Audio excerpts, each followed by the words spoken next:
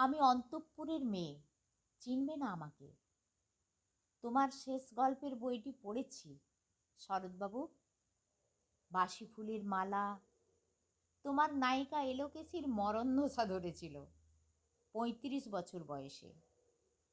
25 বছর বয়সের সঙ্গে ছিল তার রেষারেষি। দেখলেন তুমি মহোদাশয় বটে, জিতিয়ে দিলে তাকে। নিজের কথা বলি, বয়স আমার অল্প। একজনের মন ছুঁয়েছিল আমার এই কাঁচা বয়সের মায়া, তাই জেনে পুলক লাগতো আমার দেহে।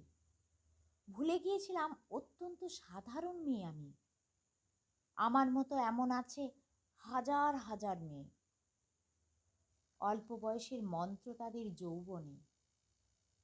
তোমাকে দোহাই দিই, একটি সাধারণ মেয়ের গল্প লেখো তুমি।